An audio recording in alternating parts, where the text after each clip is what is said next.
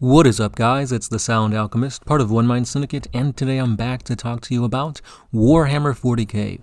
In this episode, we are going to get into the morality of good and evil and what that really means in the grimdark future of Warhammer 40k.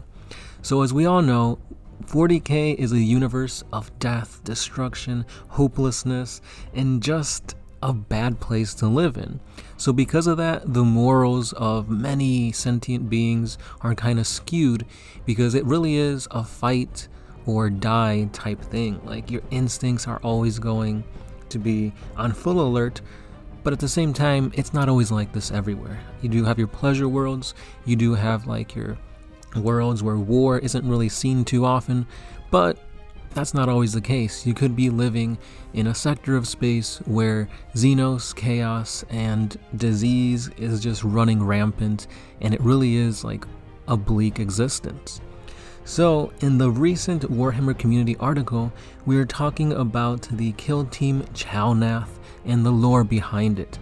So this is the next installment in the new kill team set that pits the Tau Pathfinders against some Sisters of Battle. So let's go ahead and read and dissect and see what's going on here and who do you guys think is the bad guy. So they start off by saying that the Chalnath sector is awash with Xenos forces capitalizing in on the chaos and trying to take worlds for themselves. Chief among them are the Tau Empire, whose fifth sphere expansion is pushing them out from the Nem-Yar Atoll and claiming numerous systems on the Imperium's frontier.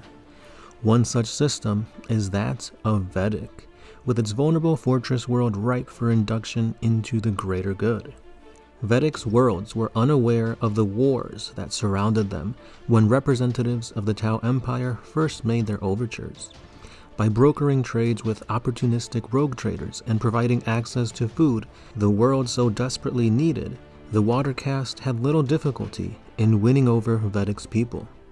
So the way that the Tau expand isn't through warp travel or using the Astronomicon. Their technology didn't evolve in that way, so basically what they do is they expand in spheres. Tau, their homeworld, is at the center of these spheres, and they just kind of branch out, increasing in size, up until the Startide Nexus event happened, where they basically created a wormhole, and they're using that as a means to kind of expand. But there's a whole bunch of crazy stuff that happened with that, which I'll get into in another video. That's neither here nor there. But like we see here, the Tau don't just go into a planet and say, hey, we're here to take control, and just barge in militaristically. What they do is they have their casts go in and try and talk things out diplomatically. And that is exactly what the Watercast has done here. They not only have helped the world by giving them food, but they're also talking to rogue traders, planetary governors, to broker and make this agreement peaceful. So with that in mind, let's continue on with this story. A smooth transition to Tau control seemed assured, until a battered fleet of Imperial vessels arrived without warning at the edge of the system. Filled with the warrior women of the Adepta Sororitas, the fleet had been separated from a nearby war of faith and found its way to Vedic by sheer chance. Appalled by what they saw, the Sisters of Battle deployed to all of the system's populated worlds and wrestled them back with fire and fury. So a bunch of key words that were used here. First of all, they said it was a smooth Tau control that was assimilating here. So no violence really broke out. The system needed resources, and the Tau were there to give it to them, but of course at the benefit of the Tau Empire. With that being said, you have an Imperial fleet arriving that is literally just off of fighting. They're battered, they've got war on the mind, and the Sisters of Battle ended up deciding to bring that war to these systems. As the Tau diplomatic mission had only token military support available, they were swept aside and fled the system.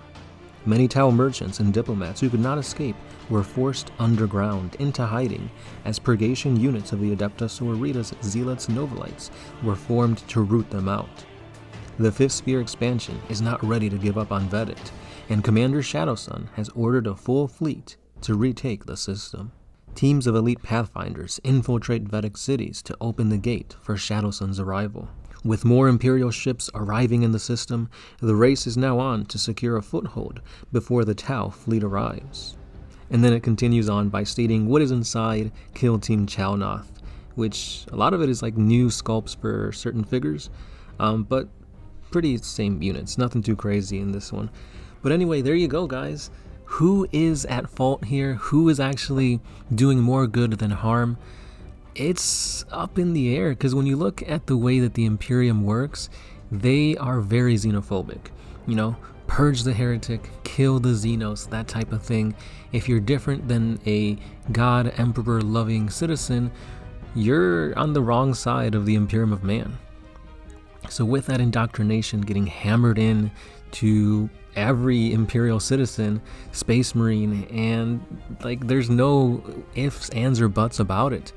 So of course the Sisters of Battle, who are literally orphans taken from a very young age, put into the Schola Progenia, and has this indoctrination hammered into their heads, of course they're gonna see, oh, Xenos trying to take our worlds, we gotta fight him, we gotta purge.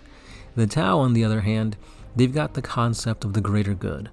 Basically, the individual means naught if it's for the benefit of the whole. So with that mindset, they're trying to expand their empire to benefit everybody who pledges to the greater good. Of course, if you deny them, then that's where the militaristic thing happens. Or in this case, they're trying to do good, they're helping the people of Vedic, and unfortunately, the Sisters of Battle came in already with that mindset of war. They see what's going on here and they're like, yeah, that's not gonna happen. So the Tau get massacred because, again, this is not a militaristic force that was going in to take Vedic over. This was diplomats, merchants, providers of resources. They stated here that they had very little militaristic forces alongside their ships and stuff like that. So of course they're gonna get massacred. However, news gets out to essentially the commander of the Tau military, Shadowsun, and she does not like this one bit. So now we have a fleet of Tau going to have run-ins with the Imperium. So this is what we have here in the Chalnoth sector of space. Of course, it was always going to come to this because in the grimdark future of Warhammer 40k, there is only war.